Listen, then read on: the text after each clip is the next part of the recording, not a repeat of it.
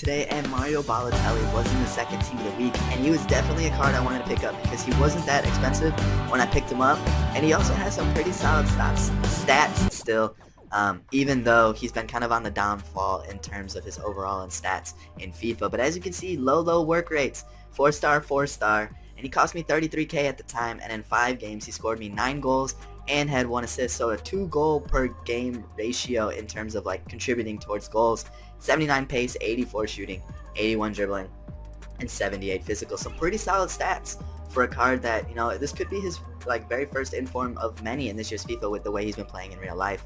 As you can see, he's not the best player in terms of agility, balance, and sprint speed, only 88 sprint speed, but he does have pretty good strength, 85 finishing, 88 ball control, and 90 shot power. So he's more of a power player than he is that agile, quick player that's on the ball. And he's definitely a player that, with strength this year being so key in FIFA, he's a go-to player for a striker in an Italian or a league unsigned, because his strength just made him so hard to, like, it was just one of those players that is very difficult to push off the ball. And I'm going to show the penalties first, and then we're going to get to the actual clips that show the actual ball control potential he has with his strength, because he was just able to brush off so many defenders and hold the ball so well with his strength.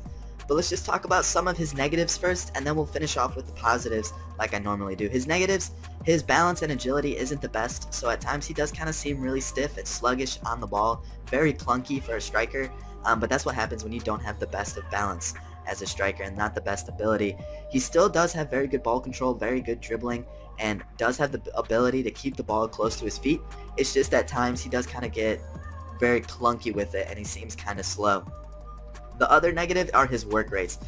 His attack positioning doesn't also help, because his attack positioning is only like 73. So with a low work rate and the attack positioning of a 73, he's not always in the best place at times. In terms of positioning, he kind of drifted wide a lot, which kind of made it very difficult for him to score goals. But at the same time, he still scored or assisted in 2 goal to game ratio, which is still very good. I'd say like 8 out of 10 times he's in the right spot, but those 2 times it does kind of appear to have a negative impact in the game. So those were really the only negatives. Oh, his stamina is pretty poor as well. I forgot that one point. His stamina is pretty poor. But those 3 negatives really were overlooked because of his very good positives. He's a very clinical finisher. He has very good strength, 4-star weak foot, 4-star skills, and he's just able to do a lot of things that those pacey, agile strikers can't do, because he's such a powerful striker. He's able to hold the ball up. He's able to shield the ball and create those opportunities, because he's able to just hold it, distribute it, and then either make the run, or just because he was able to hold the ball and shield the defender, he's able for your team to push up and able for you to keep possession going forward.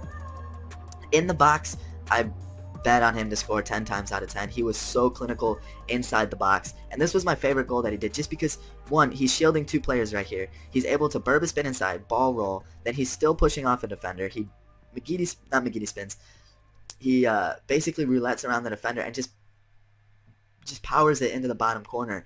And right there was just kind of like a whole glimpse of what Balotelli can do. He can dribble, he can power, he can shield the ball, he can dribble, he can do it all, except for his stamina is pretty poor, and at times his work rates do get in the way.